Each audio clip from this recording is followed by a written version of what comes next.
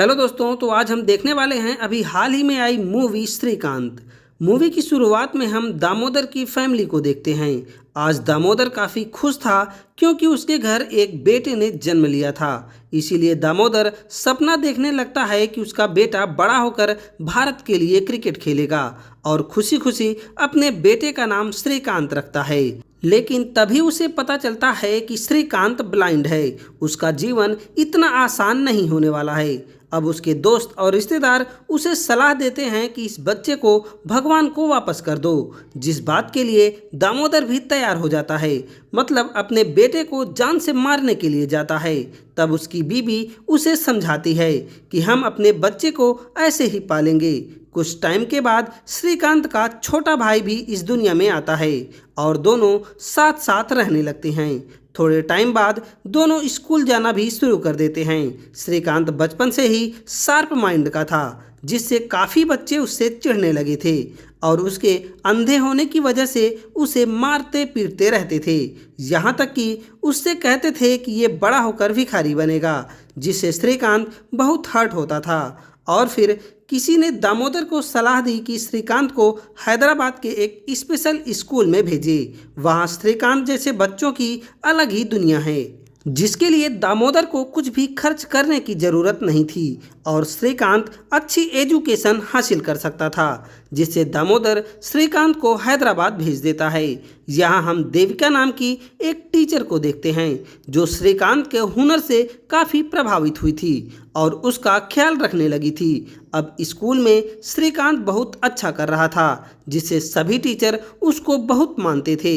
लेकिन एक दिन स्कूल के फंक्शन में श्रीकांत ने खाने को लेकर बुराई कर दी। उसने कहा कि अथॉरिटीज हाफ डोनेशन का पैसा गटक जाते हैं। इस फंक्शन में स्कूल के ट्रस्टी भी आए हुए थे, जिससे श्रीकांत को स्कूल से निकाल दिया जाता है और अब वह एक अनजान शहर में भटकने लगा था। और उसी समय एक कपल ने उसे असहाय समझकर भीख भी दे दिया, जिससे श्रीकांत पूरा टूट जाता है। वह अपनी टीचर देविका को बुलाकर बहुत रोता है।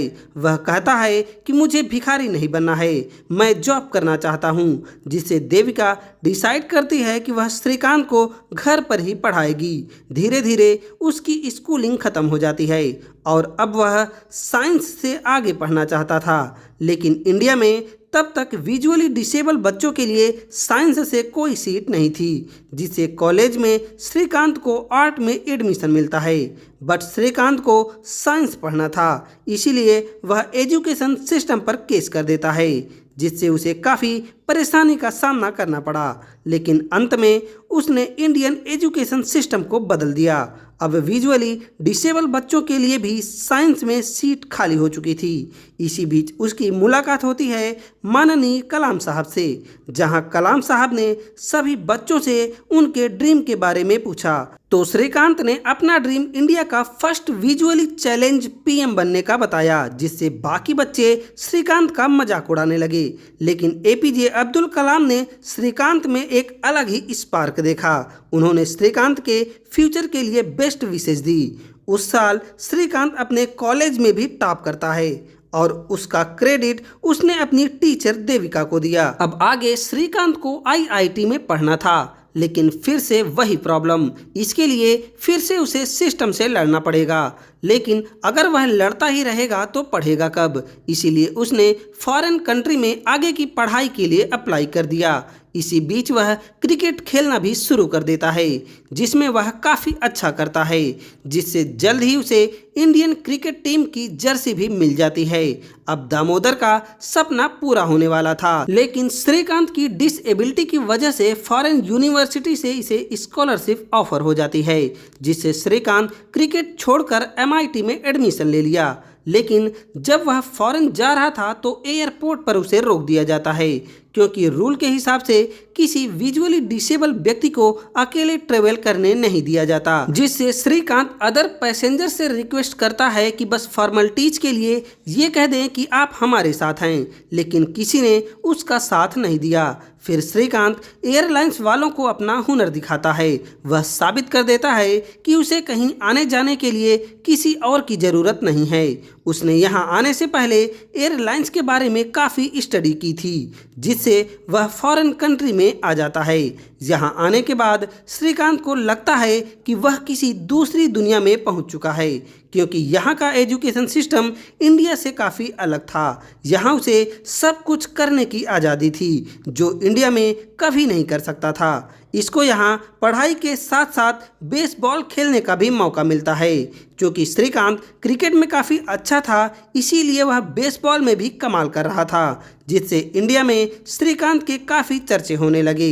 एक मैगजीन ने कवर पेज पर श्रीकांत को अहमियत दी। इसके बाद हम हैदराबाद में एक स्वाति नाम की लड़की को देखते हैं जो श्रीकांत को काफ़ी समय से फॉलो कर रही थी। वह श्रीकांत से इतना इम्प्रेस हुई थी कि उसे श्रीकांत में कोई डिसेबिलिटी नज़र नहीं आती थी। धीरे धीरे ऑनलाइन स्वाति श्रीकांत से बात करना शुरू कर देती है और जल्द ही दोनों अच्छे दोस्त बन जाते हैं। कुछ समय बाद स्वाति भी आगे की पढ़ाई के लिए फॉरेन आ जाती है और फिर दोनों काफ़ी सारा टाइम साथ बिताना शुरू कर देते हैं। इधर देविका श्रीकांत को इंडिया बुलाना चाहती थी, लेकिन श्रीकांत यूएस में ही अपना करियर बनाना चाहता था, क्योंकि इंडिया में उसे कुछ भी हासिल करना इतना आसान नहीं था, जबकि यहाँ वह एक नॉर्मल इंसान की तरह ज़िंदगी जी रहा था। बट स्वाति उसे समझाती है कि इंडिया में एक चेंज की ज़रूरत है और ये चेंज श्रीकांत जैसे लोग ही कर सकते हैं। इंडिया के एजुकेशन सिस्टम को तुम पहले ही काफ़ी बदल चुके हो, अगर फिर से इंडिया आ गए तो यहाँ के लोगों का रोल मॉडल बन सकते हो। अब काफ़ी समझाने के बाद श्रीकांत इंडिया वापस आ जाता है। इंडिया आते ही वह देविका के साथ मिलकर विजुअली डिसेबल बच्चों को कंप्यूटर कोर्स कराना शुरू कर देता है ताकि वो लोग भी अपने पैरों पर खड़ा हो सकें। लेकिन कोर्स कराने के बाद जब जॉब की बारी आई तो कोई उनके ऊपर भरोसा नहीं कर रहा था, इसलिए विजुअली डिसेबल लोगों को जॉब नहीं मिल पाती। तब श्रीकांत ने एक विजन बनाया कि ये खुद ही इन जैसे लोगों के लिए जॉब क्रिएट करेगा। मतलब श्रीकांत रिसाइकिल पैकिंग पेपर्स बनाने की फैक्ट्री बनाने के बारे में सोचने लगा और वहां ऐसे डिसेबल लोगों को जॉब देगा। अब इस सपने को पूरा करने के लिए श्रीकांत कई इन्वेस्टर से मिलता है, पर कोई भी श्रीकांत के डिसेबल होने की वजह से उस पर भरोसा नहीं करता। तब श्रीकांत एक बार फिर से अब्दुल कलाम साहब से मिलता है, जहां श्रीकांत को देखते ही कलाम साहब पहचान जाते हैं और फिर सभी से श्रीकांत का इंट्रोडक्शन कराते हैं। यहाँ श्रीकांत अपने सपने के बारे में बताता है, जिससे कलाम साहब काफ़ी ज़्यादा खुश होते हैं। साथ ही उन्होंने 25 लाख इन्वेस्ट भी कर दिया, लेकिन इतना काफ़ी नहीं था। इसीलिए श्रीकांत रवि नाम के एक बिजनेसमैन से मिलता है। जब रवि श्रीकांत से बातचीत करता है तो उसके टैलेंट और विजन से काफ़ी इम्प्रेस हो जाता है। रिसाइकिल पैकिंग पेपर्स की कंपनी का ग्रोथ बहुत अच्छा था, साथ ही डिसेबल लोगों को जॉब देने का आइडिया और श्रीकांत की मशीनरी नॉलेज रवि को काफ़ी पसंद आती है, जिससे रवि 8 करोड़ रुपए इन्वेस्ट कर देता है। अब बहुत जल्द श्रीकांत की फैक्ट्री चालू हो जाती है। एजुकेशन सिस्टम को बदलना, उसके बाद डिसेबल लोगों को जॉब देना, इन सब से श्रीकांत देश का मोस्ट पॉपुलर इंसान बन चुका था। श्रीकांत की कंपनी सिर्फ 1 साल में ही काफ़ी ग्रोथ कर चुकी थी, तो मीडिया वालों ने इसका सारा क्रेडिट रवि को दे दिया, क्योंकि रवि ने ही श्रीकांत की हेल्प की थी, वरना श्रीकांत आज भी धक्के खा रहा होता, जो कहीं ना कहीं श्रीकांत को हर्ट कर जाती है। उसे अपने हार्ड वर्क, टैलेंट और विजन का क्रेडिट चाहिए था। अभी वह चाहे तो बड़े से बड़ा इन्वेस्टर्स भी आ सकता है, लेकिन श्रीकांत ये भूल गया कि रवि उसके साथ तब खड़ा था जब उसके साथ कोई आना नहीं चाहता था। तब श्रीकांत कंपनी को और भी बड़ा बनाकर बिजनेसमैन का अवार्ड हासिल करना चाहता है, जिसके चक्कर में उसने काफ़ी सारा लोन ले लिया। साथ ही अब पॉलिटिक्स में उतरने का भी प्लान बना लेता है। जब ये बात रेड्डी नाम के पॉलिटिशियन को पता चली तो वह श्रीकांत के अंधे होने और उसके अच्छे कामों का फायदा उठाने के लिए अपनी पार्टी से सीट ऑफर कर दी। श्रीकांत को लगता है कि रेड्डी ने उसे उसके टैलेंट और पॉपुलैरिटी की वजह से सीट ऑफर की है, लेकिन उसे कहीं ना कहीं ये भी समझ आ रहा था कि अपनी डिसेबिलिटी का फ़ायदा उठाकर शॉर्टकट में आगे बढ़ रहा है। इन सभी के बीच में स्वाति और रवि से भी अपना रिश्ता खराब कर चुका था। अब देविका उसे समझाती है कि हम लोगों ने श्रीकांत को कभी डिसेबल नहीं समझा, लेकिन अब रेड्डी जैसे लोग अपने फायदे के लिए श्रीकांत को अंधा बना देंगे। अब तुम पहले वाले श्रीकांत नहीं रहे जो जॉब ढूंढता रहता था, ना कि कोई शॉर्टकट रास्ता, जिससे श्रीकांत को भी अपनी गलती का एहसास होता है और अब वह पॉलिटिक्स छोड़ देता है। इसके बाद वह स्वाति और रवि से भी माफ़ी मांग लेता है। अब रवि और श्रीकांत मिलकर अपनी कंपनी को और भी ऊंचाइयों पर ले जाते हैं, जिस वजह से 2016 में श्रीकांत को बिजनेसमैन का अवार्ड मिला, लेकिन ये अवार्ड स्पेशल कैटेगरी में था, इसीलिए श्रीकांत उसे वापस कर देता है। उसका कहना है कि जब नॉर्मल लोगों की तरह बिजनेसमैन अवार्ड मिलेगा तब वह एक्सेप्ट करेगा। और इसी के साथ ये मूवी खत्म हो जाती है। तो दोस्तों, ये एक असली कहानी है आंध्र प्रदेश के मछलीपट्टनम में रहने वाले श्रीकांत बोला की, जो देख नहीं सकता लेकिन वो बड़े बड़े सपने देखता है।